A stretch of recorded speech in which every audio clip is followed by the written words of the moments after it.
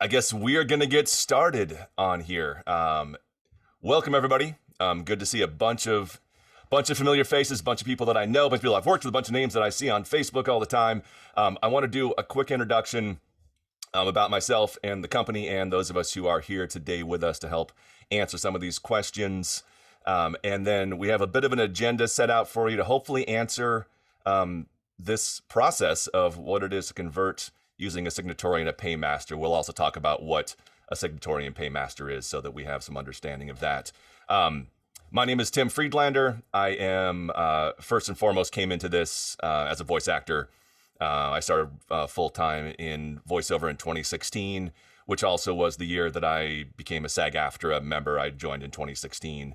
I've been doing voiceover since 1996 when I was in Seattle and worked my way down to Los Angeles and kind of navigated the scene and tried to get myself into this, the world of voiceover here in Los Angeles. In 2016, I became a member of the union in October of 2016, and 2016 was a election year, and most of my work that year was doing political promos and working in that. And so when I joined the union, I set out to try and convert this work that I had been doing already with my clients into union work, and use a couple different paymasters, a few different signatories to help me convert that, and found the process to just be insanely difficult, confusing. The people that I was dealing with didn't really answer questions in a timely manner. I was getting unclear information about rates, what things were going to cost. By going through that conversion process in that year, looking back on it, because I was not informed properly about it, I ended up losing about $30,000 of that money that I converted because I had negotiated a certain rate. And when I was converting my work, I was told that I had to do everything at a certain rate, the SAG-AFTRA minimum, when I learned afterwards that I could have negotiated my own rate on top of that. So we're going to talk about that a little bit, about how rates work. We have some examples of rates along with the fees that are involved in order to convert these jobs. What I would like to everybody to keep in mind that what we're here today is information. We're going to try and give you education about this process, what it is. We're not going to have a discussion about the pros and cons of union, non-union, FICOR, other aspects of this industry that we have as voice actors. I'm looking at this as a voice actor information session for us to learn. It's applicable to anybody in the industry, regardless of what your category is. Those who would like to go union, it's good to know what you can bring with you. Those of you who are debating what status you should go when you join the union, this will be applicable to you to help you know what that means as you go through the process. So what I want to talk about, we're going to start with, is just what does it mean to convert a job? Somebody says, hey, I want to convert a job. And what does that mean? Just for a show of hands, has everybody heard the word conversion at least? I want to convert a job. So we've heard that. We not necessarily know exactly what that means. So what that means essentially on a very basic level is that you take a job that you have booked regardless of status, and you can take this job if it meets certain parameters, and we'll talk about what those are. Primarily, it meets a rate minimum, and you can take that job using a signatory who was somebody who will sign to the SAG-AFTRA contracts. Take this job and run this through a paymaster, and you will pay your P&H, your taxes, payroll taxes, and you will then get paid yourself. Your job, your money that you have now contributed gets contributed into your pension and health, and this job is now going towards your union benefits. That's the most basic sense of this. There's obviously more to it once we get into this. P&H is pension and health. So this is your pension and health, and pension and health still, depending on what contract you work, will determine whether your pension health goes to your SAG-AFTRA contract or your SAG-AFTRA pension contributions, SAG contributions, or your AFTRA contributions. So again, we can discuss a little bit about that and some differentiations on what that means. One of the things to keep in mind is that this is something that is doable. It is possible. It is not quick and simple and easy if you're going to try and do this on your own. If you were to reach out on your own to SAG-AFTRA and try and make this process work, it's a little difficult to do. We have a producer here with us, Leah Savoli, who has run this process from the production side of things and is going to talk to us today about what that experience was from the production side of things, how a signatory can make that easier, and how that could hopefully make this job easier for her to convert that. So let's just jump into this. If anybody has any questions, please throw them in the chat. I do want to introduce some of the people who are with us today. We have Bethany Monroe, who for me is in the upper left. She's our signatory manager at SB Signatory. She handles all of the day-to-day contracts. She is the one who is gathering the contracts, checking with the talent, making sure that all the communications is handled, working with representatives at SAG-AFTRA to make sure that we can convert this. We have Leah Savoli, who has worked as a producer, has converted quite a few of these jobs over the years on her own, has tried to produce these jobs through SAG-AFTRA as well. We're joined by Karen Gilfrey, who is the founder of Voice Actors of NYC. She has used our service and is a friend of ours and a big advocate in the industry. And as far as education goes, trying to make sure that people are informed about what's happening. We're going to be joined by Noah Levine, who is from Skywire Paymaster in New York. He solely handles audiobooks. And about 2 weeks ago, we started partnering with him to work with him and have him handle all of the audiobook conversions. And then we handle all of the other contract conversions. We are also joined by Jamie Muffett, who is a voice actor in Philadelphia, and he runs a Gardner Street Philadelphia group, as well as co-founder of the Vocation Conference, educational conference, along with Karen Gilfrey. So we hopefully have a lot of people to cover a lot of different aspects of this process, and we're going to just hopefully talk through that and hopefully make some sense of this as we go through. So. With that said, there's still people coming into the room. What I would like to do is we're going to look at, I have the page up for the SAG-AFTRA contracts on the SAG-AFTRA website, as well as our information on our website, which has a breakdown of some of a Coed contract. Now, Coed stands for Corporate Educational. And these are industrial, non-broadcast jobs that are not going to be shown in commercials. One thing to keep in mind is that every contract that we have has different parameters, has different SAG-AFTRA minimums, has different things that we need to make sure that we follow in order to be able to convert that job. Coed, corporate educational, is very easy to convert. It's something that we can do without a lot of additional paperwork or approval to make that happen. On the opposite end of that spectrum, we have commercial contracts, which from a voiceover perspective are very, very difficult, if not almost impossible to convert. One of the reasons for that, or the main reason for that, is that you cannot convert part of a project. So if we have a commercial that had an on-camera component, the on-camera component was run non-union, you can't convert the voiceover part of that union. And we have a lot of people come to us that have booked the voiceover aspect of this job, but the on-camera commercial part has been recorded, has been aired. That is under a non-union contract, and we can't retroactively convert that project once the project has been completed. So a lot of times that's where a lot of people run into issues with the commercial contract. The SAG-AFTRA minimum may be met. You may be making plenty of money. All of the parameters, all of those requirements may be met. But if the on-camera component was run non-union, then we can't convert just part of that project.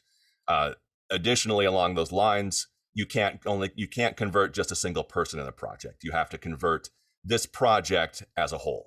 So if you have a lot of times voiceover, where voiceover has the advantage of this, a lot of times a voice actor is the only person in this project. If you're talking about corporate, educational, industrial, if you're talking about something being aired at a trade show, you're talking about a training video, all of those parts have usually a voiceover only component to it, and that makes those very easy to convert.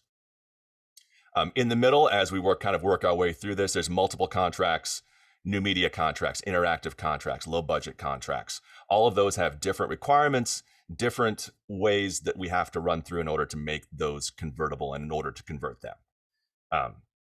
So hopefully that at least makes a little bit of sense as to why some of the corporate educational is easier and why commercial is essentially almost impossible to do. We have, I believe, in the last 4 years, we've been able to convert one commercial contract, and it ended up being because it was a very strictly voiceover only, and we were able to convert that project as itself.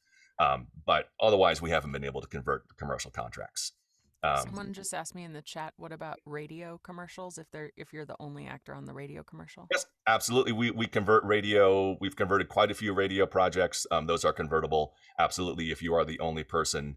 And most of our radio projects that we've converted have been production coming to us asking to convert that project for them.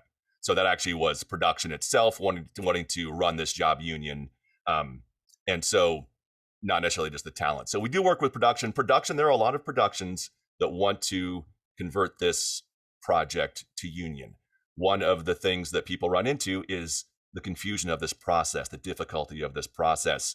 And so signatories, such as ourselves and multiple other ones that are out there, are here to hopefully help make this process easier so that you can turn, especially if production comes to us and says, I want to, production, many production people want to run union. They want to hire union talent. A lot of times what we run into, and this is, I'm going to speak just from my experience as the people that we've dealt with and the kind of difficulties that we've run into with the talent or with production, is that they come to us and they want to convert this project, but they're recording in 2 days, or they're going to record next week. The process, depending on the contract, can take 4, 6, or 8 weeks to navigate through to get approval from SAG-AFTRA in order to be approved to do this project. So a lot of times what we run into is that production comes to us later in this process. So for those of you who are producers, or those of you who are thinking about converting, the sooner in this process that you can do it, then the better. That will allow everybody to get paperwork in. Crispin Freeman, thank you for being here. He's answering some questions too, which is great. Good to see you, Crispin. I have not seen you in a long time. But yes, and there are lots of people on this chat who have a lot of information. And hopefully what we can do is provide that information for everybody to be able to make this an easier process, to be able to convert more work. One of the things that I talked to a lot of people about, I've seen a lot of union actors in the last couple of years who have, especially on-camera actors who have delved into the voiceover world, and they're trying to figure out how to navigate this world where so much of the voiceover work is non-union. And Karan, actually, do you have a link to that state of the VO union? We actually did I'll have Karan drop that in the chat. We did a survey. I put you on the spot, make you grab that. I'll grab it Awesome. right now. Did a survey of a couple thousand voice actors, I believe, about 2,000 or so voice actors early in the pandemic in regards to those who are non-union, where the work is coming from, where it's happening. A massive amount of work, as those of us who are in the union know, has now become non-union, where talent is just the production is just offering these jobs as non-union. So those of you people who are in the union and want to continue to work union jobs are turning down a lot of work because it's just flat out says non-union. And that's something that we want to help people change. Just because it says non-union does not mean it's not convertible.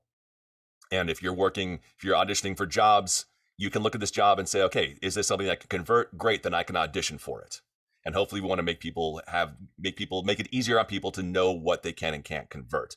For a lot of people I know who are coming into this industry and making that leap from non-union to union and deciding whether they're going to go full union or whether they're going to go FICOR, a lot of that is predicated on the fact that they don't want to give up clients that are working non-union. And a lot of these jobs you can maintain. You cannot keep them all. There are certain jobs, and unfortunately, I wish we could say we could convert every job from non-union to union, but we can't. But a lot of this work can come with you when you move from the non-union world into the union world. And hopefully that answers, at least kind of gives a basic start to this. Hopefully it makes sense so far what we're talking about. We try and demystify this process and kind of what it means to convert a job. And hopefully we're doing okay with that. What I would like to do is talk about what it is, how much do we have to make in order to convert a job? And there are going to be a lot of questions people are going to have about, oh, well, I have this this thing is happening, this job, and it pays this much, but it's going to be shown here, and it's going to be shown here, and it's going to be aired here.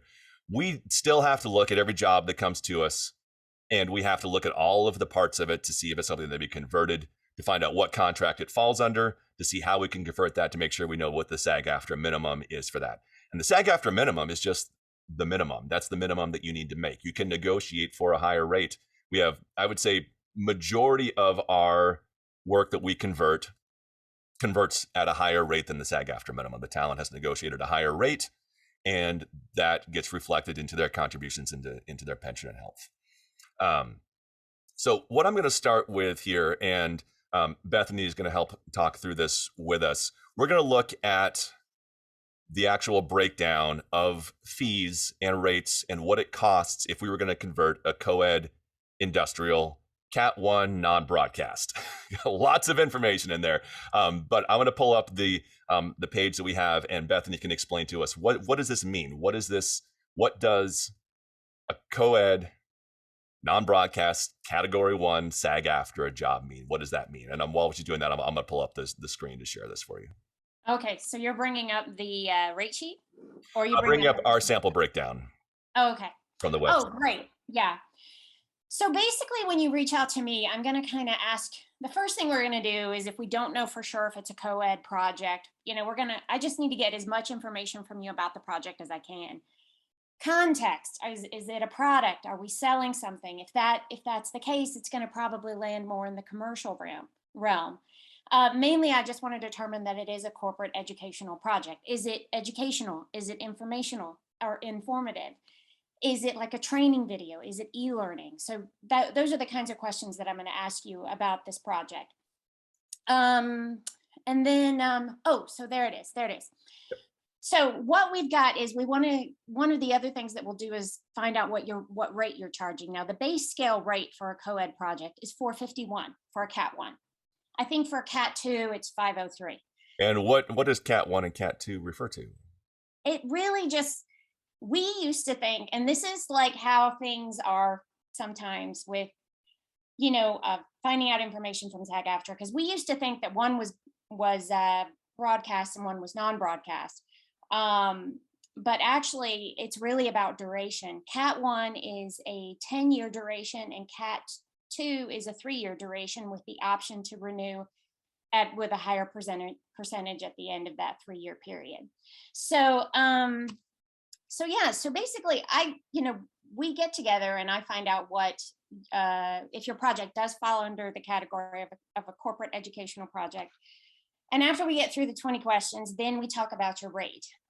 And there's certain things you have to consider when you're backing into your rate. So yes, you've got the base scale of $451, but if your agent is involved, you need to think about that additional 10%, $45.10. Pension and health for all co-ed projects is 17.25%. So you always need to keep that in mind as well. So on a base scale, that's 77.80. I think I can see that there. Yep, 77. And then here, this is when it's like, if this, then that, if this and that. I always feel like kind of like a computer programmer, because it's like, tell me what this is. So if your payroll fees are going to be determined on how you file. If you are an LLC incorporated, then you're going to pay less payroll fees than somebody who files as an individual. And then it also changes your workers' comp fees, which you'll pay either way, is determined by what state you're actually completing the work in. So yeah. If you're in New York, I think it's 3.03% for workers' comp. LA, 1.96%. So it varies somewhat. So it's important that I know where you've done the work. But ultimately, we've got to factor in your payroll fees. Our payroll provider is Wrapbook, and Tim stumbled upon them when they were first getting started, and they have the lowest payroll fees of any of the companies that we've worked with thus far. So you got to keep the payroll fees in mind. And then our signatory fee is 10% of the billing rate. So even if the base scale rate is $451, if you're billing, say, $800, then our SIG fee is going to be 10% of that. So our SIG fee would be $80. Let's just say you're only billing $575. Well, our SIG fee is at a minimum of $75. So no matter what project you bring to us, it's going to be at least $75 our fee to convert. So after that, what I can help you do is back into a number. Let's just say you've already established a rate with the client. You're going to bill them $1,000. What I can do is back into that number on your contract so that you don't have any money coming out of pocket for you. What does that mean to back in, Bethany? So backing into a number, you can also say I'm reverse engineering it.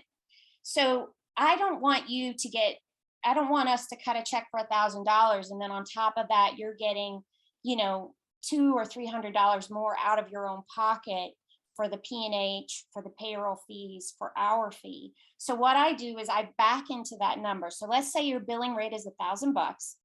I back into that number, accounting for all of these other fees. So the scale, I call it the base scale, and this is the rate that would go on your Coed contract. That base scale rate could end up being $775.80. And in order what I'll try to do also is ask you if you want to bill our SIG fee separately, so that you can maximize the amount that goes on your contract, maximize the amount of money that's going to go towards your tier. Because every conversation with every talent that I have, our objective is to help you get to that tier. That's what we want to do. And I think someone else also had asked a question in the chat about, can you convert a project without your client being in the loop about it? You absolutely can. The only thing that would be involved would be us invoicing your client. So we basically invoice your client on your behalf. They pay us and we pay you. And so actually that's a great way to talk about what the signatory is. The signatory essentially signs on to become the producer of this project. And so we're able to take on the production. It's our responsibility to make sure that you get paid. It's our responsibility to make sure that as much as possible, obviously we're working from home, but if we're working in a studio, we should have somebody in the studio with you to make sure that time cards get filled out, that safety and security is handled. But since everybody 99% of the time is working from home and works all over the country, obviously it's not feasible for us to fly somewhere for a 15-minute session at your home in Texas. Might be fun. I'll come out and hang out in Texas for a while. So our job then becomes, as a signatory, we sign on and we are the one who handles the paperwork. We sign the SAG-aftra contracts. It's our name that is on this production to make sure that it's handled and handled properly, and payroll has been met. Talent gets paid properly. If there are any other fees that need to be paid, that happens. The pension and health contribution gets paid in a timely manner. That the talent gets paid in the timely manner, depending on what contract they're working under. There's certain parameters on when the talent has to get paid. So yes, absolutely. A lot of times what we do is that a lot of times talent will say, great, I'm working through a payroll company. They're going to invoice you for this project. That's the extent of what the production has to know. We have dealt with multiple times where talent has informed their client that they were going to through a payroll company and that was going to, because they want to run this union, and unfortunately they lost the job. It has happened. Production gets skittish. They get concerned when this happens because they're concerned that they're going to be on the line, or they're going to have to convert all of their jobs to union jobs. Now, part of this advocacy and people who are coordinating these jobs, we'd love to have everybody hiring, everything go talent. Everybody go union. Everybody get in the union. Everybody get your pension health. Everybody would be great to have that opportunity. It doesn't. The reality is that doesn't exist that way. That we can't convert everything, and that not everybody is going to be working under a union job. But yeah, so we would handle payroll, and we would just bill your client for you, and then we contribute on your behalf. I would like to back up, if I could, for a second. Yes. And just say, because these genres of voiceover pay so differently in the union than they do in the non-union world, I just want to make sure that everyone knows when it says scale rate for 1 hour, that means 1 studio hour. That does not mean 1 finished hour. So in the non-union world, explainers, e-learning, all of those things, we typically bill per word or per finished minute, which Correct. means it doesn't matter how long it takes you to complete a 2-minute explainer video. If the client says this 2-minute explainer video pays $350, Mhm. you know, that's what the price is, right? If you're doing an e-learning that is 30 minutes long and your rate is $50 per finished minute or whatever that happens to be, then that's the rate that it ends up being. It doesn't matter in the union world if it takes you, you know, if you can do 45 minutes of e-learning in 1 hour, or if you only do 2 minutes of work in 1 hour, it's still the same hourly session rate instead of a per finished minute or per word rate. Correct. Yeah. So the total job has to be more than $729.63. Yeah, and let's just look at that really quickly, because I do want to look at the actual breakdown of this. And somebody did ask about the EIN or working under an S corp, and that is filing as a corporation. But I want to look just very step by step what these fees look like when you're working on a job, and what you have to make and why you have to make this rate right here. So if we're talking about a co-ed category 1 non-broadcast, your base scale for SAG-AFTRA is $451. These are the current rates for 2022. Contracts are always changing. SAG-AFTRA contracts are on their website. We also have a link to that on our website, which takes you directly to the SAG-AFTRA contracts. We also have a rate sheet. We have every SAG-AFTRA rate sheet on our website as well that you can look at. $451 is the base pay that you have to make SAG-AFTRA scale in order to be meeting the SAG-AFTRA minimum. If you're working through an agent, you're going to add 10% to this. In addition to this, you have to cover your pension and health, which is 17.25% for a corporate educational contract. So now we've added $77.80. Then we have payroll fees. And this is where Bethany said kind of the if and earlier. So we're going to deal with just if you're working as an employee. And sorry, I'm going to scroll that down so everybody can see.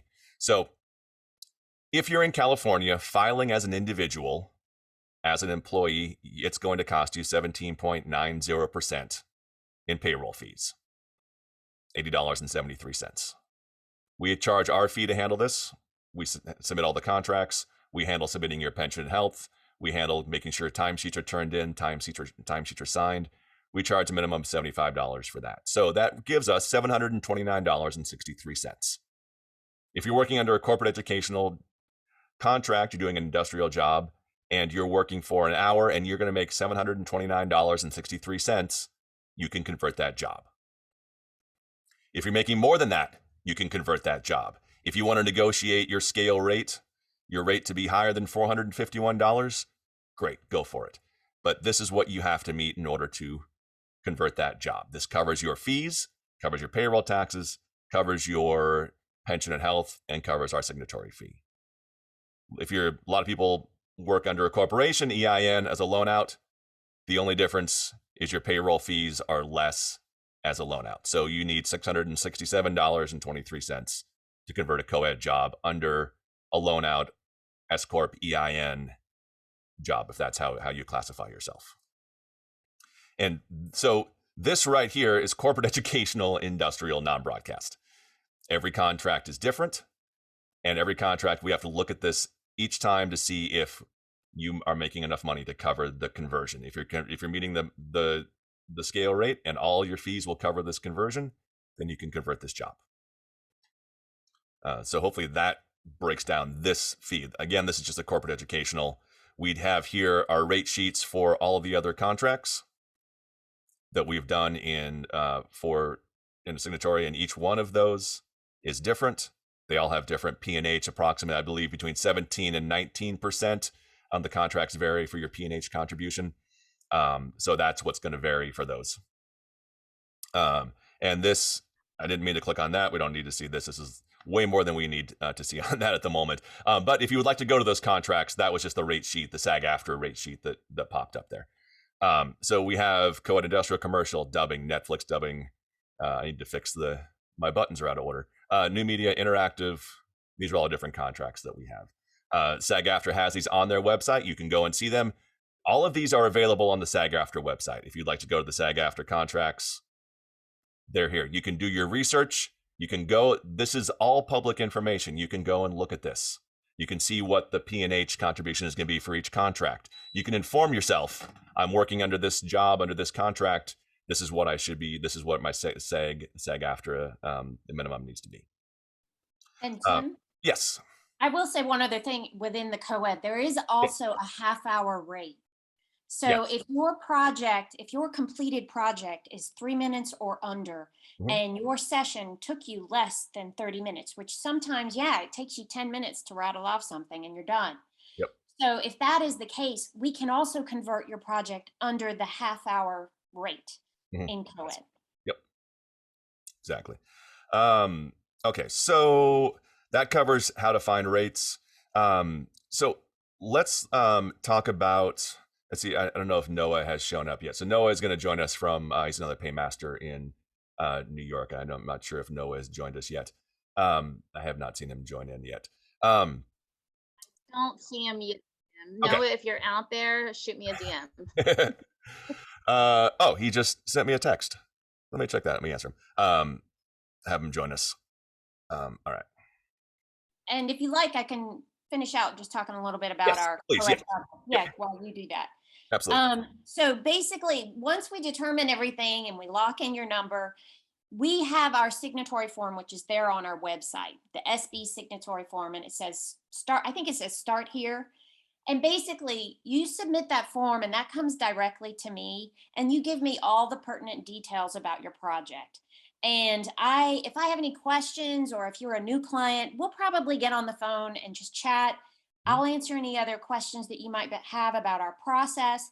And then I'll have everything I need in one place to start your paperwork. So once we've locked in that, yes, we can convert this, this is what your rate is going to be, this is your client, their email address, that's who we're going to bill. Then I get your paperwork together, and I usually, once you've submitted your form, I usually try and get your documents back to you within 24 to 48 hours. And basically, we actually do have you sign the Coed contract and the Coed member report. So this is sort of our agreement of saying, yes, hey, the talent, I want you to help me convert this project. So once you get your docs back to me signed, that's when we have the green light to invoice your client. And then that's where we go from, they pay us and then we pay you. And one other step, just for the first time in the first project that you do with us, it's going to be you getting onboarded into our payroll system, which is just like you providing your social, your contact information, your tax documents, and that sort of thing. And then also we should mention that Tony Senator, she also she's our invoicing person. So she handles all the invoicing to your client. I also ask you, like, we have some clients that have very specific templates that have to be submitted. Like if they have an ongoing monthly e-learning projects that they do with their client that's maybe in India or in Indiana, they might have a very specific template that goes along with that invoicing process. We can work with that. And if you have specific itemization that you needed on there, we can work with that as well. And Tony's been very gracious in terms of like making sure that everything matches to the T if you're bringing your client to us to start converting your work. Maybe you've been working with them for years and now you want to start converting. The main thing is just, that communicating to them that we're going to take over your payroll, or we're going to take over as your paymaster, and then we'll do our best to match. Like we have one client that has PO numbers for every single voiceover she does. So we make sure every single contract, every single invoice includes that PO number. We want to make sure it's as streamlined as possible for you. And we want to make it so that we don't rock the boat too much with your client, because we know a lot of people can be really trepidatious about not wanting to lose their client if the client is informed that they're converting to Stuff Union.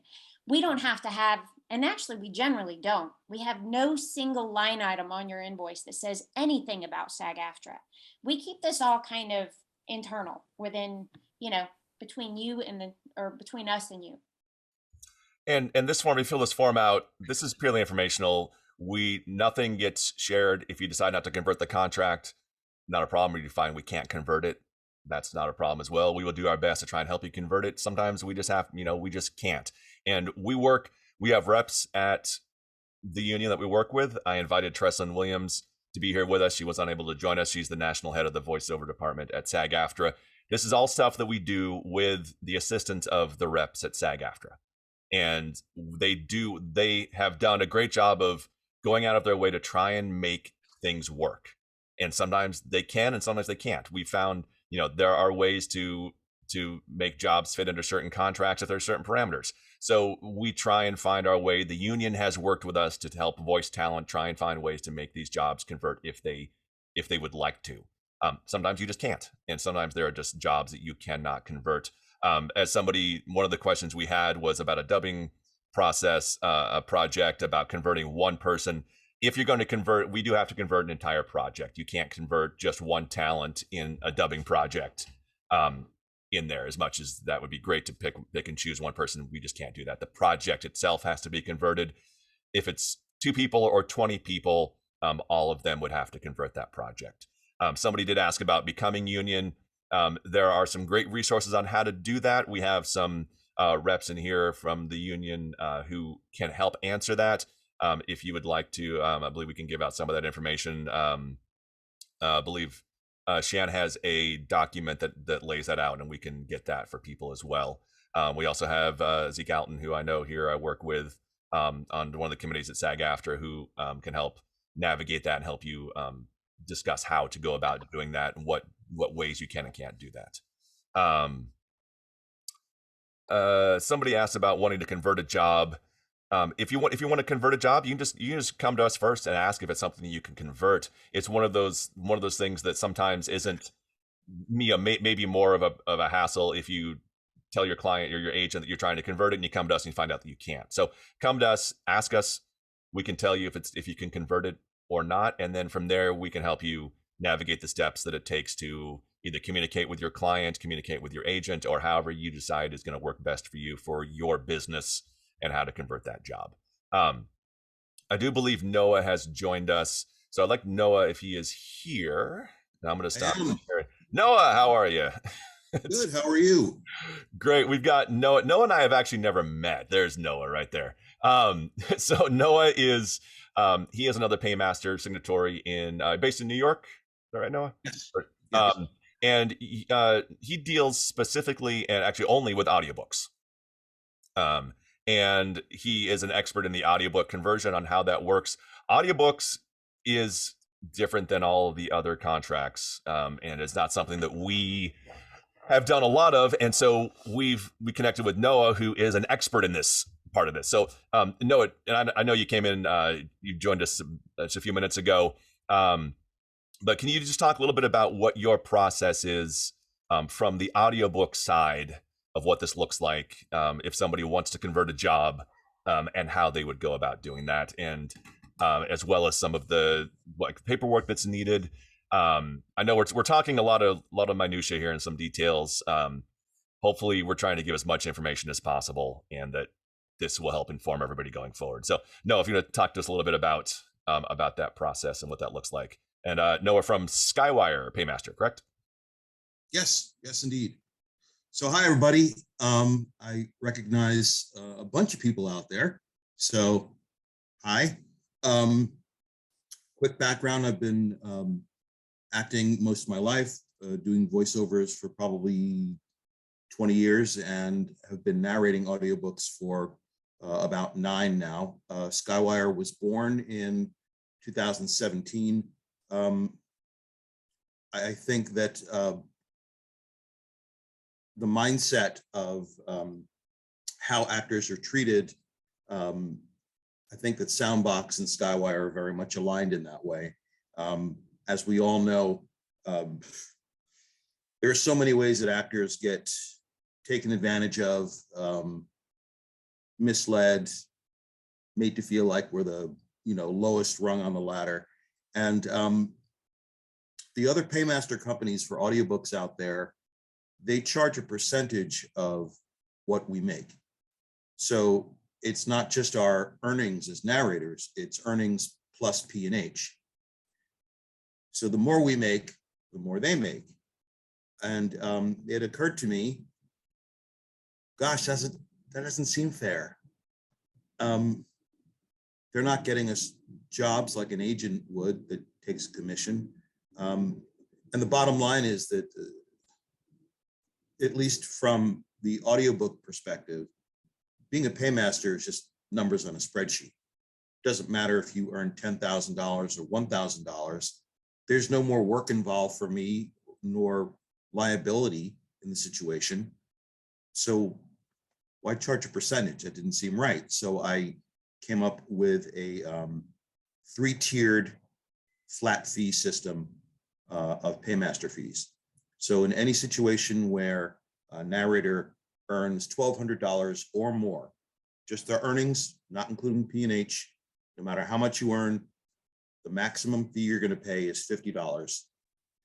If it's under $1,200, it's $25, and if it's under $600, it's just $10. It's pretty straightforward in terms of converting audiobooks. You know, you can convert any audiobook project into a union job as long as you get the right rate. But the right rate can vary depending on the situation. For example, if you do a project on ACX, ACX has a contract with the union. So the minimum rate is based off of their contract. Now it still has to go through a paymaster, but for example, with ACX, their minimum rate is $250 per finished hour, and the 13.5% and paymaster fee are baked into that rate. Does it mean you can't get more? Does it mean you can't negotiate for your author or rights holder to pay those other things on top of your narration? It's just the minimums that are part of the ACX contract. There's been a growing trend where authors, indie authors, some indie publishers and producers are going through ACX, but not in the traditional manner, meaning that in the traditional manner, an offer is made and accepted through the ACX platform. The narrator produces the book, uploads the files from their side of ACX. That's a traditional project and falls under the ACX contract. But there has been a growing trend where authors, publishers, rights holders will ask the narrator to deliver files directly to them, and they will use a back channel at ACX for distribution. That is not covered by the ACX contract, and that's where the Skywire contract would kick in to cover the project as a union job, but the rates are different. The $250 minimum is there, but the 13.5% and paymaster fee are not baked into that rate. They have to be paid on top of that. And that is just for delivering raw files. If you are responsible for post-production in any way, whether you're doing it yourself, whether you're paying someone else, that $250 minimum goes up to $300, again, with a 13.5% and paymaster fee on top of that. When you're negotiating with an author, you know, sometimes it's a little maybe awkward to say, well, you've got to pay for this, you've got to pay for that, you got to pay for this. You want to package it together as an all-in rate so that the P&H and paymaster fee are part of that rate. And there's a way to calculate that, but it's a little bit more tricky because it's a backwards kind of calculation to do that. And that's something that I can offer help in helping you figure out, well, what's the rate that I need to charge in this situation? And that's something we referenced earlier when, for those of you who are here, Beth was talking about backing into the rate. That's what that's a similar thing that'd be. And then just to touch real quickly on this, Noah. So there's no, like, if you're saying I'm working under an audiobook contract, there is no set SAG-aftra rate for audiobook flat rate. It depends on the platform, the publisher, ACX, right? So like if we were to take a Coed corporate educational contract, there is a SAG minimum for corporate educational, but in this case for audiobook, there's not. That's correct. In an effort to turn all these audiobook jobs into union jobs, the union had to cut a lot of different contracts. So there are publishers and producers out there who are signatories, and they have certain rates in their contract. They may be lower than the rate in the paymaster contract. You have companies like Audible and Tantor that are signatories, and the variance in rate between those two companies is not insignificant. But any publisher, producer that is not a signatory, they have to go through a paymaster in order for the job to be converted to union. And my understanding from the audiobook department is that all paymasters have exactly the same features in their contracts. So those are just kind of the basics. And there's a lot of information on my website on the narrators tab about indie projects. And it's all pretty well laid out in terms of the rates you have to get under specific situations. The process is really pretty simple. I try to keep things streamlined, friendly, respectful, and get people paid as quickly as possible, because that's another complaint that I've heard regarding the other paymasters in the industry, is that folks don't always get paid when they should. And understandably, in certain cases, producers are waiting to get paid from the publishers they're producing for. But still, the contract says the actor has to get paid within a certain amount of time. So I do my best to make sure that, the people I'm working with, they all know that. I try to make sure that things move along as quickly as possible. I really don't do anything with forms. All of my intake is over the phone because I feel it's more secure than sending your personal information through the internet. And two, I like our community a lot, so it's really great to have conversations with narrators, people I've never met, talk about the business. If somebody is newer to audiobooks and have some questions, I can certainly, I'm happy to answer any of those. And when a project is completed, all I need is a very short email. And this is all on my website. It's just the title, the author or rights holder name, the per finished hour rate, the final runtime, and the designation of whether it's an ACX project or a Skywire project. So a Skywire project, again, is going to be any project where you deliver files directly to the producer, author, or rights holder. And it just makes a difference in terms of how things are listed on my ledger, so that when I report to the union on the first of every month with all the jobs that I've processed in the previous month, everything lines up the way it's supposed to.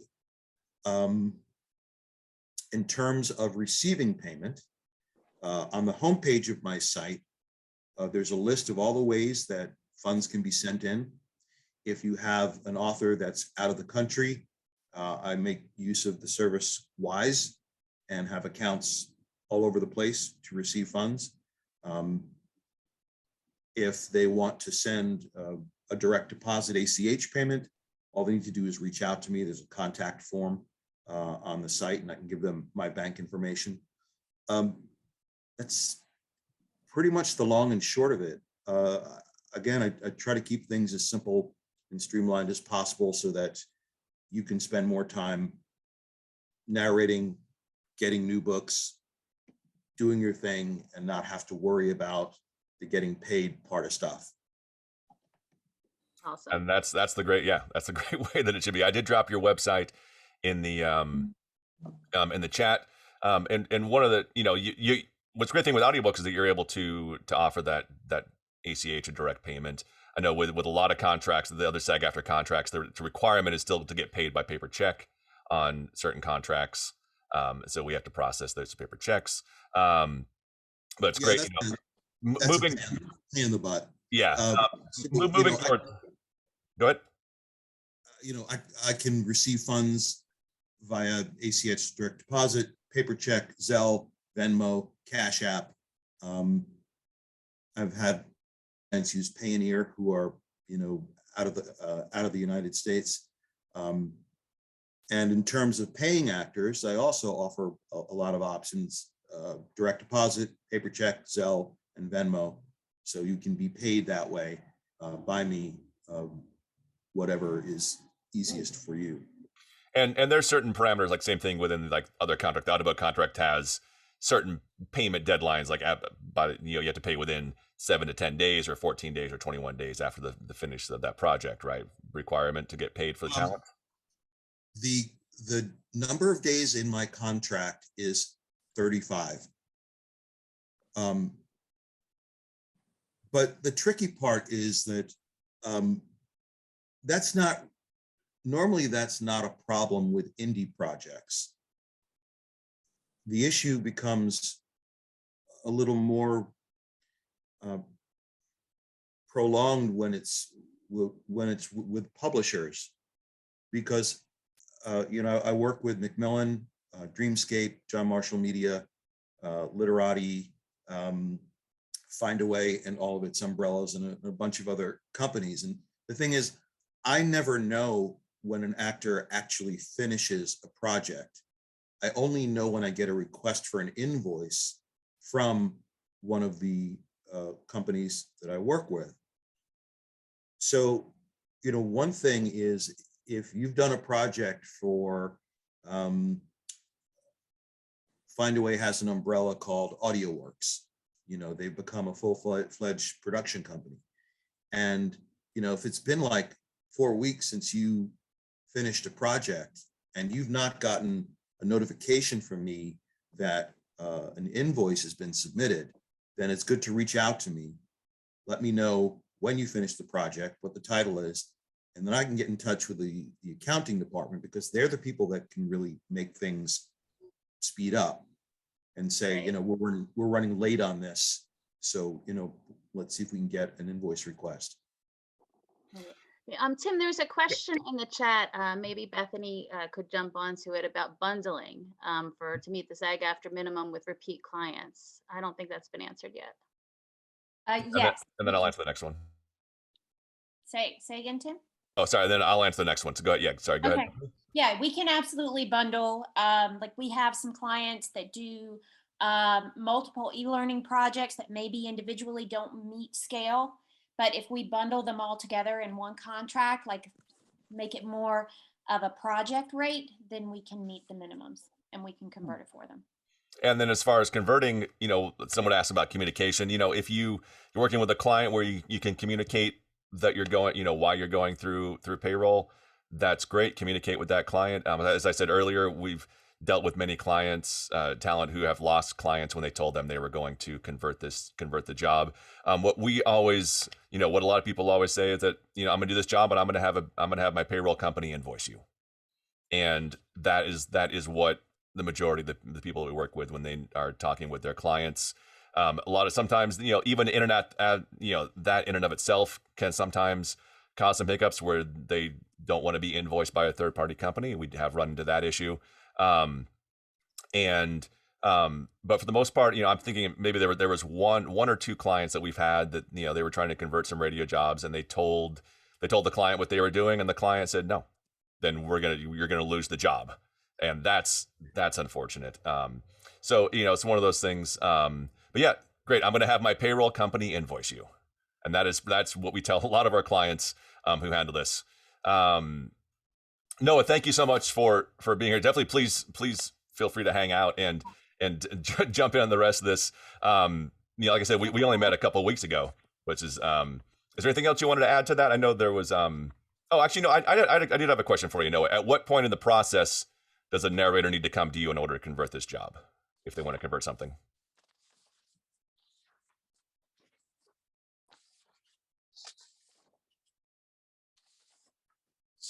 We're all muted. Look at that. No, you're still there. We go. All right, I'm back.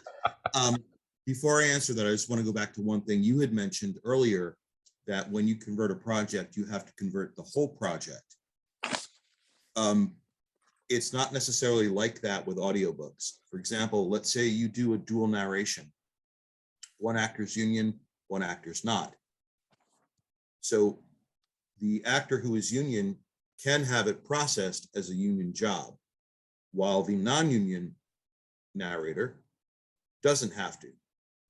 I can't pay them, Gotcha. payment would have to be done separately. But the entire job does not have to go union if one person is and someone else isn't. So I wanted to mention that's a great option for audiobooks. That's awesome. Yeah, that's great. And then, and where in the process does an audiobook narrator need to come to you if they wanted to run this job? For most jobs, it's going to be once the job is finished and they have a final runtime, you send me an email. But there are a lot of situations where narrators will get a deposit up front. So at that point, you would send me an email, project title, author's name, amount of deposit. The author would send me the deposit. I'll send you the deposit. I don't take anything out of that. I don't charge a separate fee. The P&H and the paymaster fee will come out of the final payment.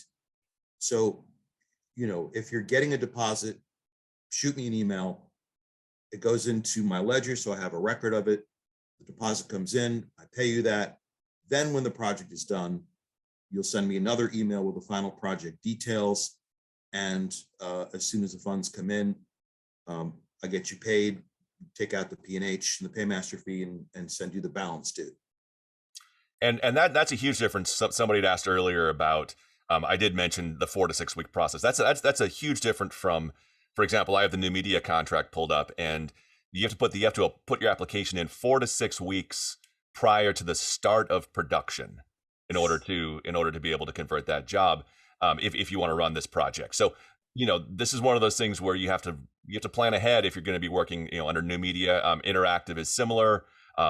Radio has a little bit less of a turnaround time, but all of this going through a signatory, if you were to go through us or go through you or somebody else who's similar to that, we're able to directly work with our reps and get that process down. We've been able to turn one project that was at 6 to 8 weeks, we were able to do in 2. 2 weeks is still a long time. For Coed contracts, you don't need any lead time. The main thing for new media and other projects is you have to get a production number from SAG-AFTRA before you can begin that project. Coed Industrial, you don't need that. You don't need that production number. You can just let us know even the day of that project. The day before you do the project, we need to let us know. There are rare occasions when you can retroactively convert a project, but it's difficult and we can't always guarantee that that's something that we can do. So we do definitely ask beforehand. And I do want to jump. Noah, thank you again for answering that. His link is in the chat. We will have that linked on our website as well, which is sbsignatory.com. David H. Lawrence just dropped it in there again. And I think, one of the things that I think, why we, Noah and Bethany and I all connected is that we're all talent as well. We come to this from the talent side of things, and we're trying to make this work for talent so we can get our P&H, get our health care. It's tough out there. I do want to jump, and I know we've been here a little bit longer than I had anticipated before we got to Karin and Jamie, but we have Karin and Jamie who are with us. Karin Gilfrey, Jamie Muffett, and both of them, I brought them here personally because they're friends of mine and they're awesome to hang out with, so I just wanted to hang out with them on Zoom. But but they have both converted jobs with us, and they've gone through this process. I believe we're both of them Coed Industrial. You guys both do Coed Industrial. So I just wonder if just the two of you could talk through this process, what it was like from the talent side to do this. I know you were earlier in our process, so I believe we had a different payroll company or different actual processing company when we worked with both of you earlier. But just if you could talk through this from the talent side of things, what did this look like? How early did you have to do it? What was needed from you on that side of things for Coed Industrial, corporate educational industrial? So before I do, I'm actually gonna. Oh, sorry. No, I got one more thing. Sorry, no. Before you get started, my apologies. I do have to run. I want to thank you all so much. I'm open 7 days a week. If you have any questions, reach out anytime. And enjoy the rest of your weekend, everybody. Please stay safe. Awesome. Thank you, Noah. Yeah, for all you audiobook narrators out there, reach out to Noah. And that's great. Awesome. See you. So yes, before I do that, I'm going to let Jamie talk about his experience. But I wanted to ask you, so we as voice actors who get our own work, I feel like there needs to be a magic number that we have in our head, that we know what is the magic number that if it says this on the project, I can probably convert this to union if it's non-broadcast. So what is that magic number? If I'm looking on Voice 123, I know I'm going to have direct contact with the client. Mhm. Should I even audition for this if it's above what rate for non-broadcast work?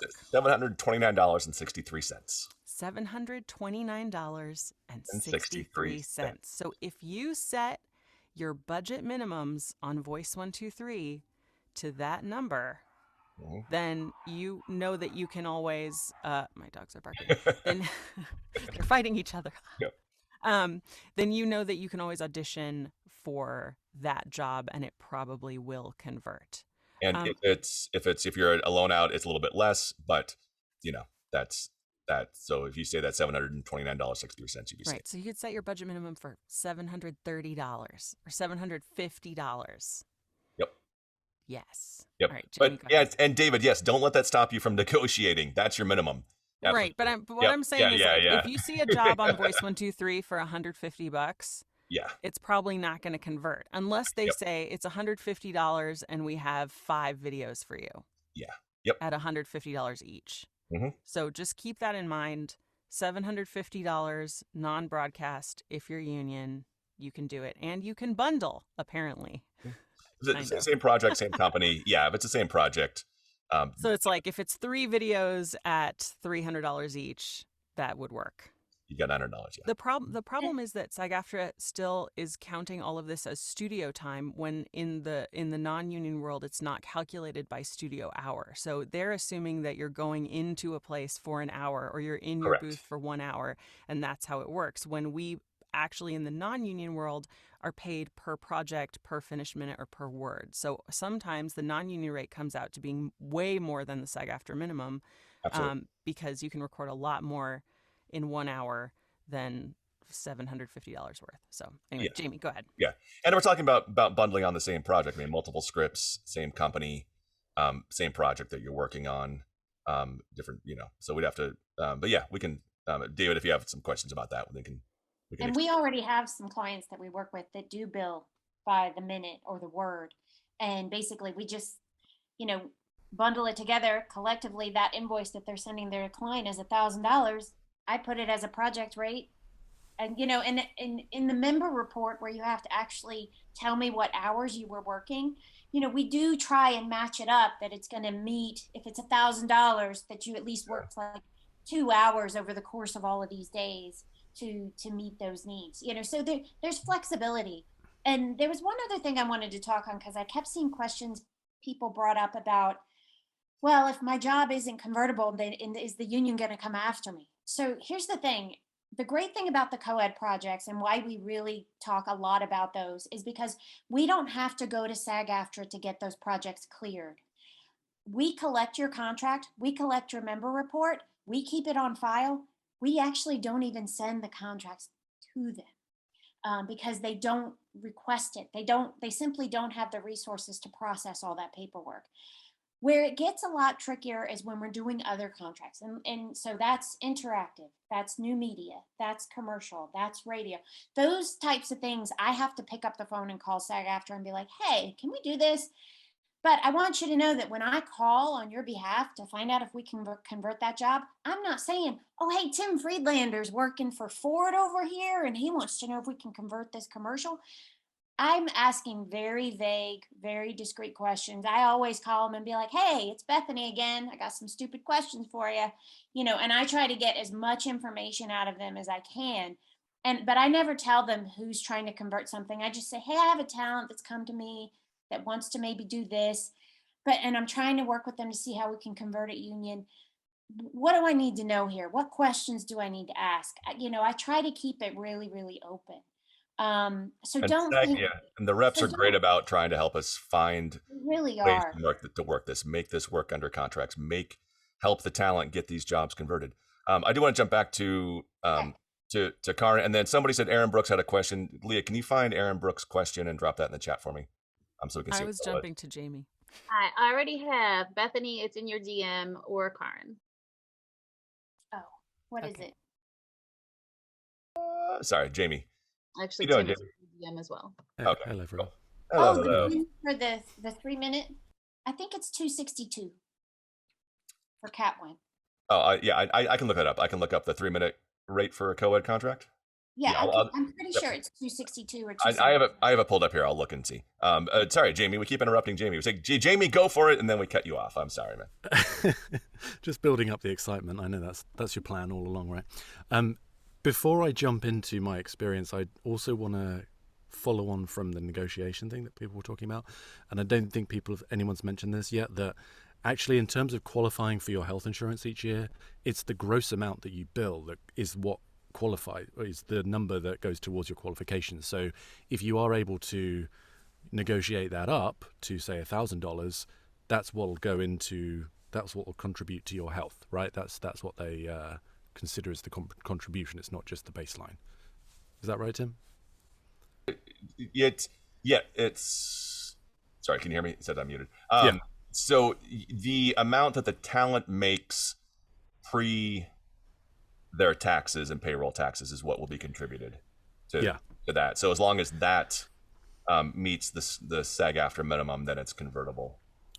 That's why a lot of people. So the 739 would meet all of the fees. What would get contributed towards P&H is your SAG-aftra minimum of 400. Let me pull it up again. Sorry, of $451. That's what you would get contributed to your P&H.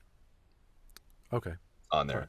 So yeah, in the end, so from the client would pay $729.63, and you would be credited $451 towards your P&H.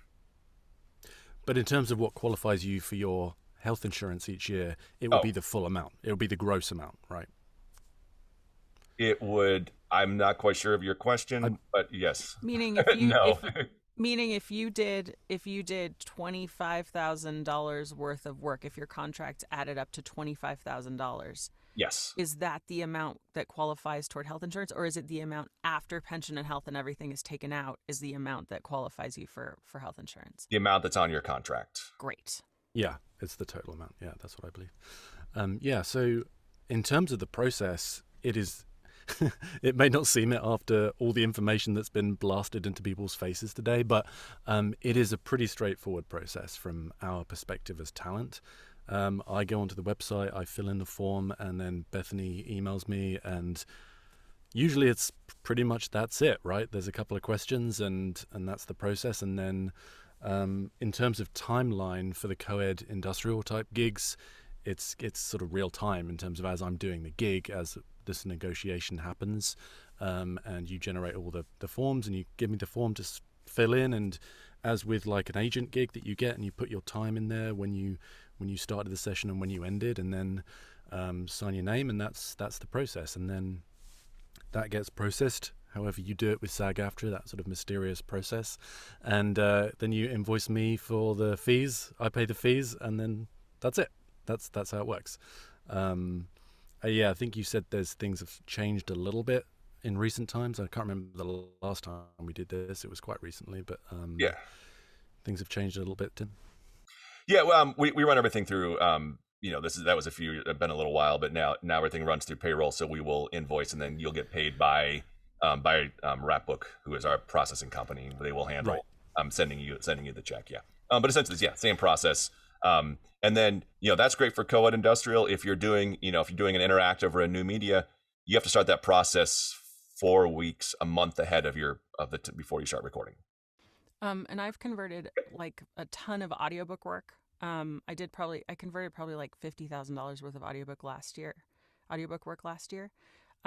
through ACX, which is super simple. If you're on ACX, you basically find a job that pays more than $250 per finished hour. When you're offered the job, there's a little button that says, accept this job with SAG-aftra. You click the button, you literally click accept the contract, you do the entire book. When it's finished, they have a system where you can download a form that goes to Elgin Paymasters.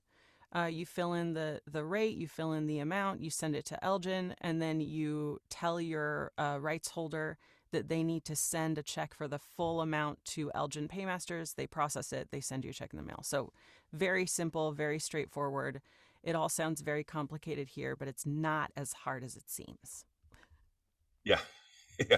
And I guess if anything we take away from this is that it's not as hard as it seems. This is not something that is hidden. This is something that we work with the reps at SAG-AFTRA to do. We were on a panel at Vocation last year, and we had two reps from SAG. We had Katie Watson, who was at the time the national head of the voiceover department, on this panel with us talking about converting jobs. The rep, I can't remember who the rep was last year, but she said, "Oh yeah, well, and if you want to do it yourself, just call me and we'll help you convert it, and we can help you become the signatory on your own on this project." So it's a, yeah, Karin. I want to add too that if you are non-union or not totally union literate, which I was for a long time, Sean Sharma has posted a union literacy guide in the chat. It is fantastic. Take a look at it. It's very easy to navigate. If you're like going, what is a paymaster and what is a signatory, and I don't know what tiers we're talking about, and what does Coed mean, and what are contracts and global rule 1 and whatever, it's all in there, and it's great. So take a look at his union literacy guide, and yeah. And that's something, that regardless of where you are in the industry and in voiceover, it's good to be literate on the union and what is there and how it works and what we can do, for those who are striving to be in the union, which like I said at the beginning, this is about voiceover. Your status, we'll leave it up to you on how you decide you want to work your business. Can I just add something, Tim? Yes, Jimmy, please. Yes. Just to be clear for the people that aren't super union literate, that when you join the union, you do have to qualify for the health. You also have to qualify for your pension credits as well. You don't automatically qualify just by joining the union. So one of the major benefits of converting work is to help you qualify for that every single year. You have to re-qualify.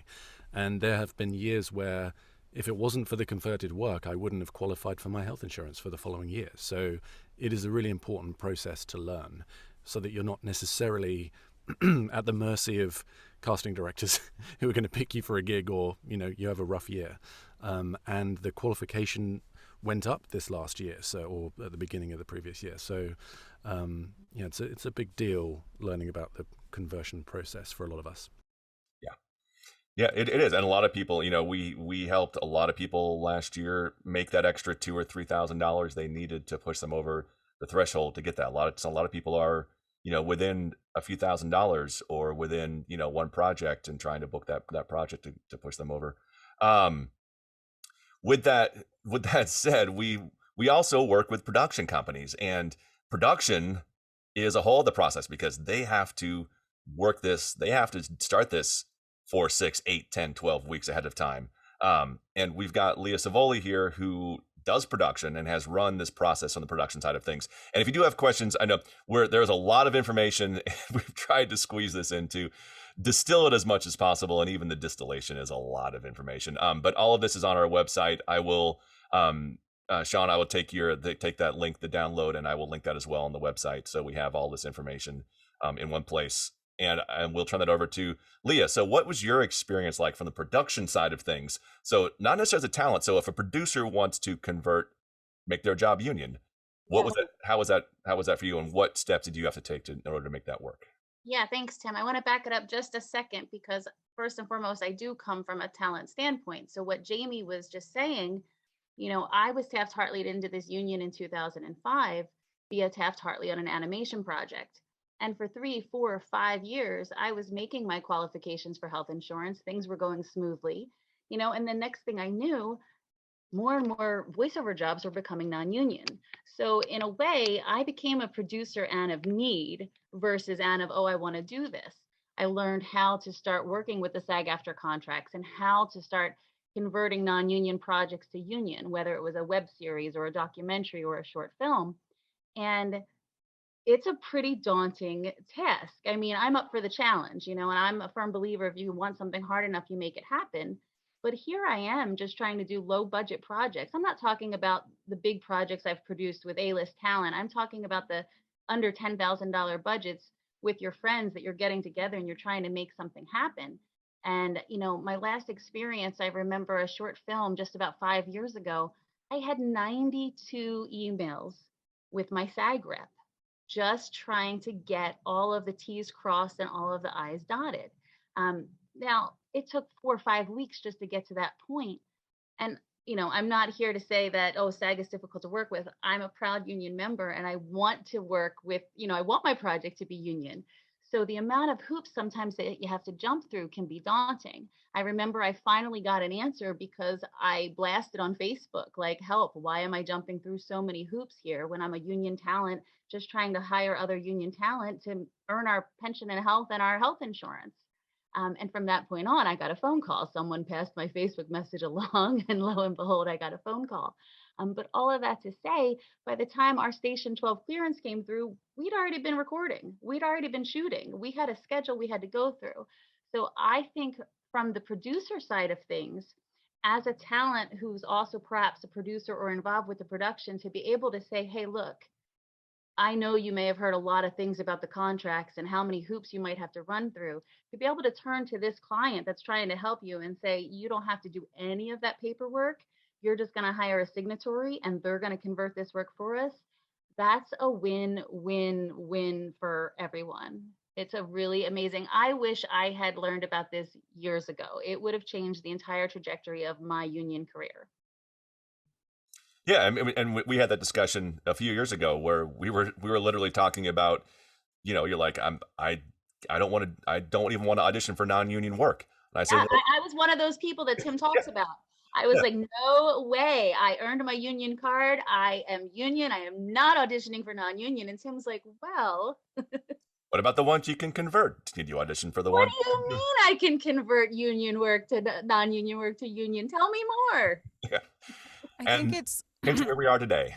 Yes. I think it's so empowering as a talent to know that you have this ability, because it means you're not relying on other people to find work for you, right? You're not just relying on your agent. Turning yourself into right. a producer when you don't necessarily want to Exactly. produce the project. Right. But it's like you're taking the reins of your own career and saying, I want to make my health insurance minimum this year, and so I'm going to do everything I can to get work that pays above this amount that can be converted so that I can have health insurance. And you might say, I don't want to give up all my non-union clients, or I don't want to go FICOR, or I don't want to, undo the good non-union work that I've done to build my career. And so this is a good option for a lot of people who do non-broadcast work. Absolutely. It's empowering. We can do it. You can all do it. We can do it. We can do it. I'm trying to think of, I'm just see if there's any other questions here. Somebody asked, are indie projects able to be converted? Anything can be converted if it fits under a contract. And you can reach out to us and we can say, yes, this project fits under this contract. These are the parameters. We have converted small video games. There are low budget agreements. There are micro budget agreements. There are various agreements that you can fit, for the most part, almost any project into. So if it's something that you as a producer want to convert this project, there are ways to do that. With more power to you to help you convert these projects. Let me see what else we have here. Can work be converted if coming from another country? So if you're a union member, global rule number 1 applies to you wherever you are. So if you're working, again, I'm not sure exactly what that question is, but if the project is based in another country, you can still convert that. If you're based in another country, you can convert that as well. So I'm not sure exactly what the question's kind of vague, but we work with a production company in the UK all the time, and last year, the year before, we were their signatory. We converted their video game project for them, so they could convert their entire project. We work with. Sean, you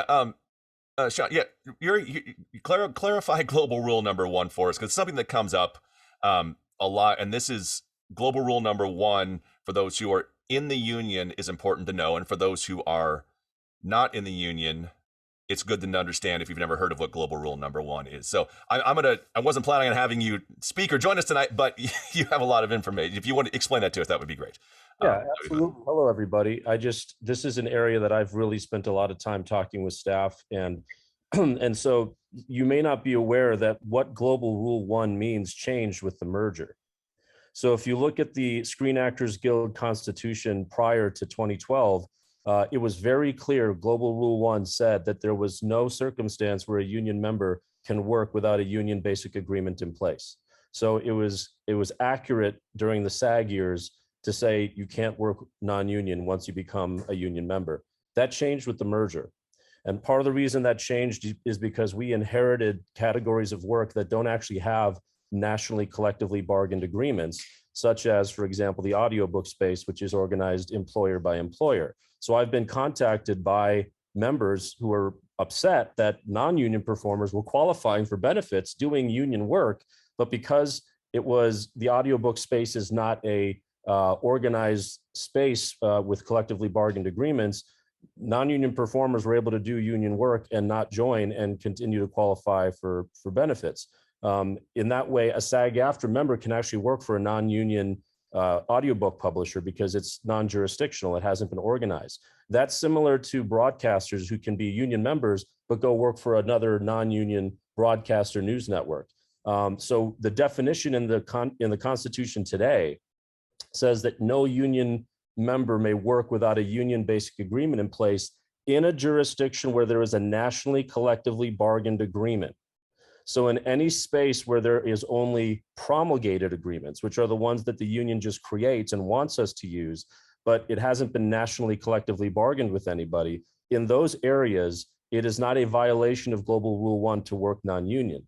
That doesn't mean we want people to work non-union. It doesn't mean we don't want to convert that work to union contracts, but no one should fear doing it and being brought up on charges because they worked in that promulgated space non-union. Now, the staff can't tell you that.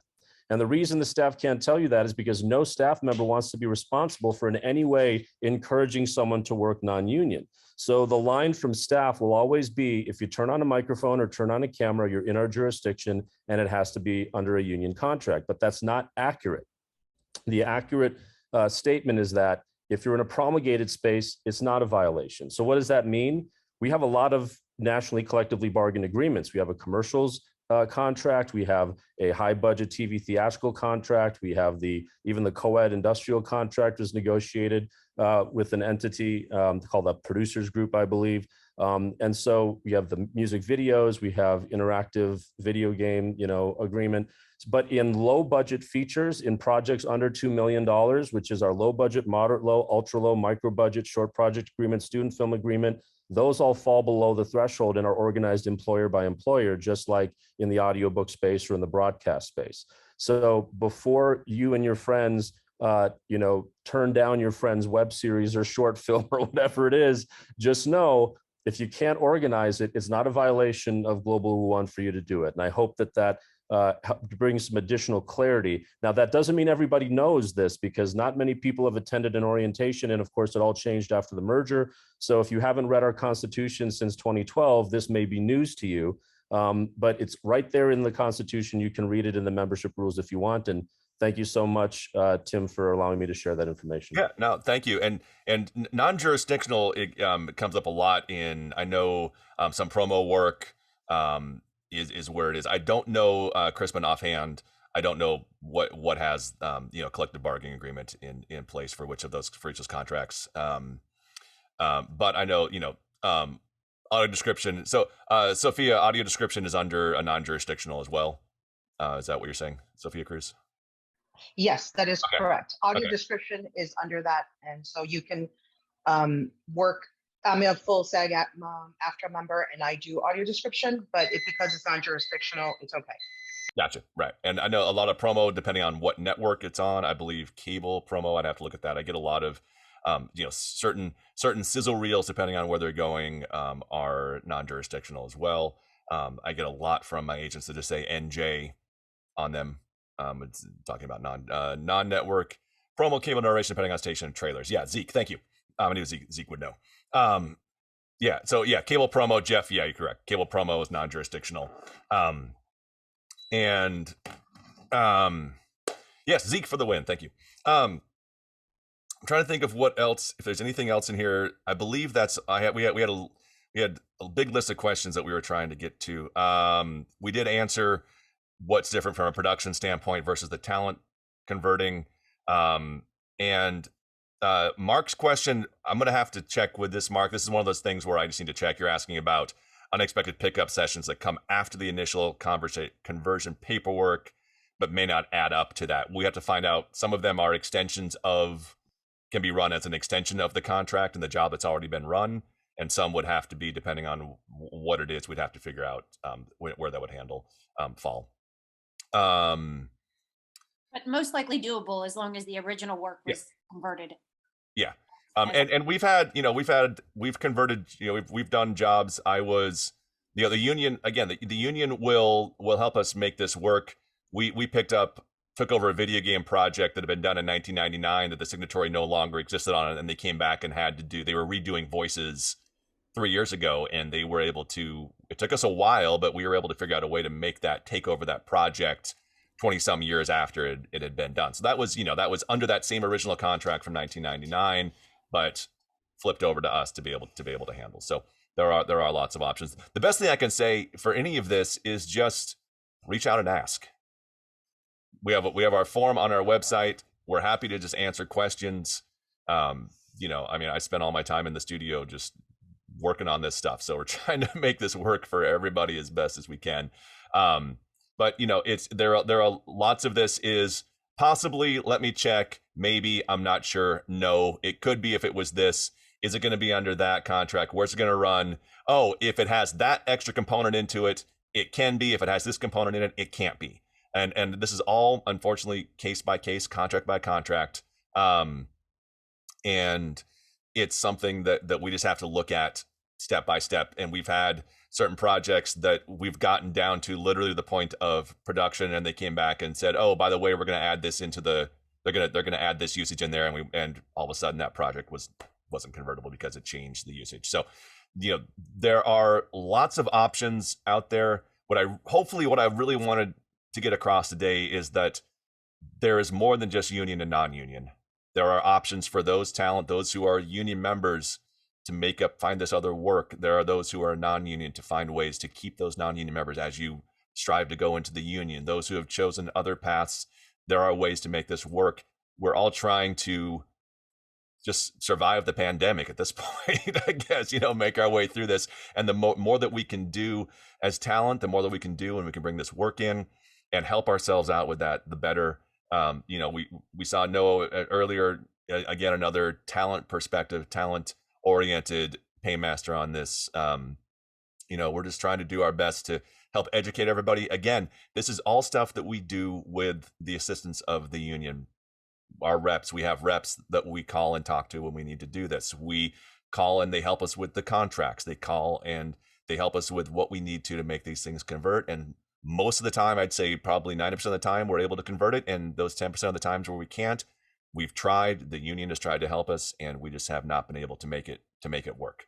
And sometimes you just can't make it work. If we have any more questions, I guess it's kind of nice that hopefully we've answered a lot of these questions. Is there anybody, Karen, Jamie, Leah, Bethany, anything else you would like to add to this conversation before we go that you think we need to know? If we're non-union, can we still convert a job to union? And if so, is there a Taft-Hartley penalty? Taft-Hartley is that's a multifaceted conversation. If you are non-union, can you still convert a job to union? Depends on the job, depends on your status, depends on the project.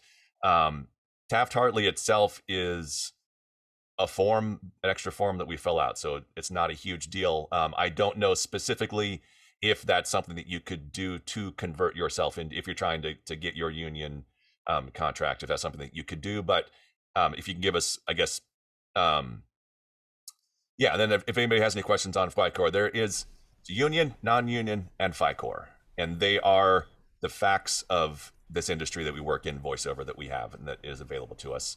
But as far as that if you're non-union and converting, I don't know exactly how to answer that question, but if you wanted to send us an email, we can discuss it more.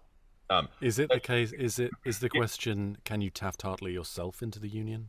Is that what the question was? I believe that's probably what the question is. If you're non-union, can you convert your own a job to get yourself credits? And honestly, I don't have an answer to that question. It seems like theoretically, with all of the everything that we've done, you would be able to if you can convert the job. But I don't know, and I wouldn't want to say for sure on that. I see a couple people smirking out there who may know, but Sean says yes, you can. Okay. There okay. was a loophole back in the day, but I think it's largely been closed. Yeah. Because now they have a minimum budget and you have to show proof of the line item budget. Gotcha. So there was a situation where people would produce their own little new media project, put it up on YouTube and be like, yay, I'm union, and they'd file the paperwork. But I think that loophole has been closed. But we could always inquire if there was a project that you wanted to try to do it with. I can answer Joshua's question. Yes, here. please. Yes. When working as a loan out, how are numbers associated with membership in terms of meeting minimums for health insurance? Every job that you do, your social security number or your sag-aftra ID number is put into a system. So it doesn't matter if you are doing it through your loan out corporation or as a W-2 employee. All of it counts toward your individual sag-aftra member number. I have a company. All of my union work goes through my company. I never, ever, ever sign a W-4, which then becomes a W-2 because all of it goes to my corporation. But you can do both. You can do some jobs under a W-4 and some under a W-9. So that's it. But it all goes to your member ID. Yep. Correct. Yeah. And then for payroll, we would run you. That would be up to you to decide how you're going to run, whether it's through your company or as an employee, and we can handle that through payroll. And then Sean's dropping more stuff in there, so I'm going to make sure to download all this other stuff. And we lost Leah and let her back in the room. And we'll include this on our website as well, which is sbsignatory.com. We have all of our information up there. Sarah, so if we're non-union, does that mean it's not worth converting a co-ed job or any other job? That's something that let's discuss. If you want to shoot us an email, we can discuss that. I don't have an answer to that question specifically to be able to tell you yes or no at this moment, but we can look into it and see. Theoretically, yes, but according to the way that we run paperwork on this and how the contracts are handled, theoretically, yes. I think Sean's shaking his head yes, but I don't want to say for sure because I don't know, and I can't give you a 100% solid answer on that. But yeah, shoot us an email and we'll help with that. Tim, where will the replay be? The replay will be on our website. We're going to edit this down for content a little bit, so all of the we're going to come and cut out all the ums. I'm going to go through and edit all the mouth clicks out before I do this now. Joshua, possibly. That's one of those things. There is, again, if you want to shoot us an email, we can look into this. There are so many. One of the things that's interesting about this is that all of the voiceover work is kind of shoehorned under basically on-camera contract for the most part. A lot of this is tried to fill in, and a lot of times they don't match up. They don't line up all the way. Sometimes you can. So it's basically what we do is we have to look at it on a case-by-case basis. What's the usage? Is it going to be broadcast somewhere? Is it going to be internal? Is it going to be shown on the church website? We can look into all of that stuff. So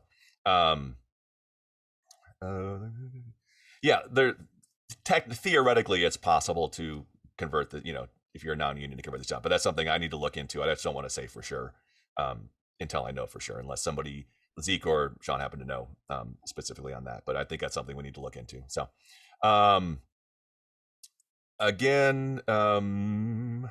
hopefully we've answered some questions. We really what we want to do is be that quick place that you can reach. SAG-aftra, the employees are swamped. We try and reach them. People are busy. They can't always get there and answer questions.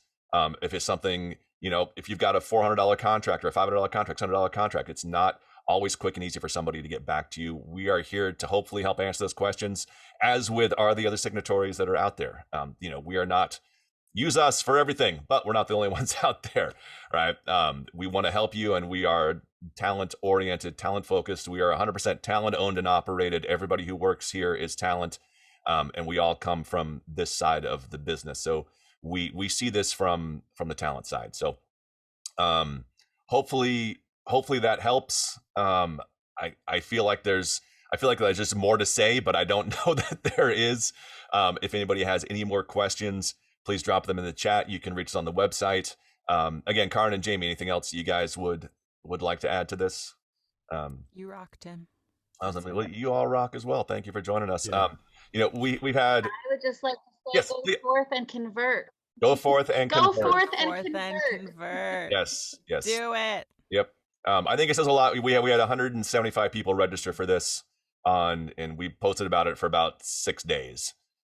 So we will be back to do this again. We're probably going to do something with Noah to get in a little more detail, and maybe some more detail and nuance.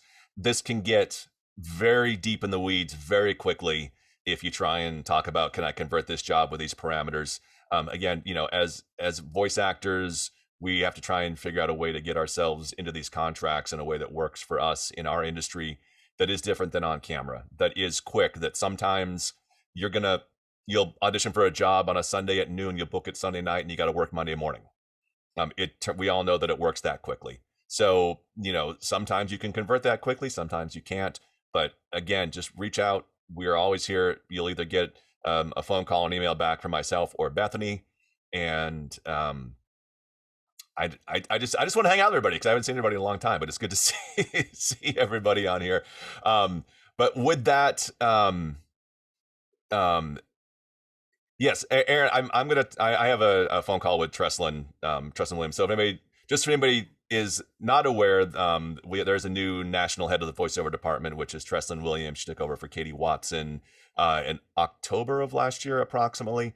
And we work very closely with her. She's been great to work with, and is always helpful with questions and always helpful to get us connected with the right rep, somebody who knows these contracts that we're working under, to try and bounce around. We do end up a lot of times bouncing around because voiceover just doesn't neatly line up with on-camera contracts or a lot of the contracts that are there. There's just certain nuances to this that just kind of don't always line up squarely. So Katie left SAG-aftra. She went to a different company. Somebody's asking about that. She went somewhere else. I guess that's it. And Shelley, Coalition of Locals Town Hall meetings. Yeah, it's great. Anybody else who's talking about this, please talk about it more. Share this. Help me pass the word with the people that you work with, that you talk with, that there are options out there. If you're converting a lot of, if you want to join the union and you don't want to give up a lot of this non-union work, well, you may not have to. And if you're in the union, there's a lot of opportunities for work that's coming across your desk that you could audition for now. Hopefully you can look at those jobs and see if it's convertible and go after them, and convert that. So as Leah said, go forth and convert. I will save this and this will be posted on our website. But again, please just shoot us an email. We are happy to help. We are happy to answer any questions and happy to discuss this more. And we will definitely let the reps know that we work with that we had 175 people sign up for this thing on 6 days notice. So I think it says a lot about the industry, and people want to do this. Voice actors want to convert this. Voice actors want to work, and the more we can work, the better. So, all right. With that said, I will bid you all farewell and a good evening, and goodbye. Great to see you all here. Great to see some faces that I have not seen in a while, and hopefully I will get to see a lot of you in person sometime soon. So thank you all. I'm going to stop the recording. I'm going to save this. You will be able to find this on our website. So thank you all. Have a great night.